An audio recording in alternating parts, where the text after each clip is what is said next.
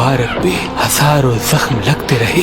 आपके जिस्म मुबारक पर इतने तीर थे कि आपका जिस्म मुबारक नजर तक नहीं आ रहा था।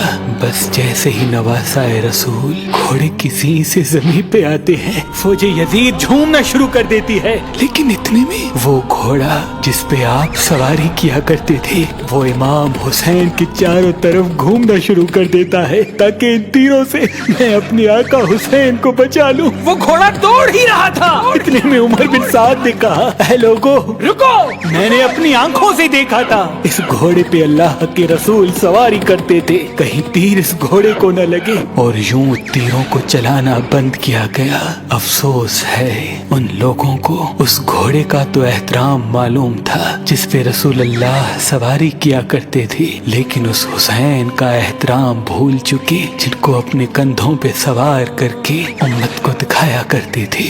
बस इमाम हुसैन अलैहिस्सलाम जमीन करबला पे अपना सर रख के अल्लाह का शुक्र कर रहे हैं और वहाँ फौजी यजीद के मुख्तलिफ सिपाही इमाम हुसैन का सर काटने के लिए करीब आते हैं। जो भी करीब आके इमाम हुसैन के सर को देखे तो उसे इमाम हुसैन के चेहरे में रसूल अल्लाह का चेहरा नजर आए और वो चीख के दूर चला जाए। इतने में शिमर कहने लगा, ये काम मुझसे ही होना है। जैसे ही शिमर ने खंजर इमाम हुसैन के गले पे रखा तो वो देखे इमाम हुसैन के लब हिल रहे हैं। उसने सोचा, हमने हुसैन का पूरा खानदान कत्ल कर दिया, 3 दिन तक हुसैन के बच्चों को प्यासा रखा, शायद हुसैन हमें बद्दुआ दे रहे होंगे। सुनने के लिए कान करीब करे तो क्या सुने, इमाम हुसैन अलैहिस्सलाम अल्लाह की दरबार में अल्लाह की नेमतों का शुक्र कर रहे हैं कि ऐ अल्लाह तेरा शुक्र है कि इस अजीम इम्तिहान के लिए तूने इस हुसैन को चुना। इतने में इमाम हुसैन ने आंखें खोली और शिमर से कहा,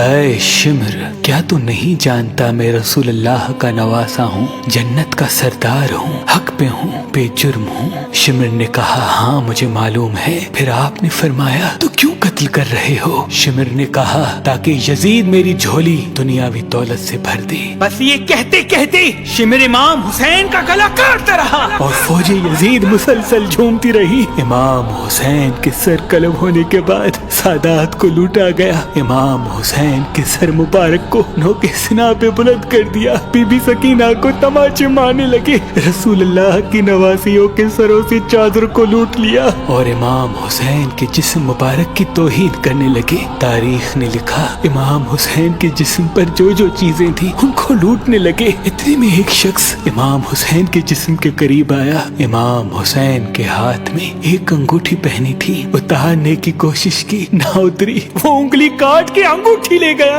आपके जिस्म मुबारक को रस्सियों से बांध के करबला की गर्म जमीन पे इधर से उधर फिराया गया।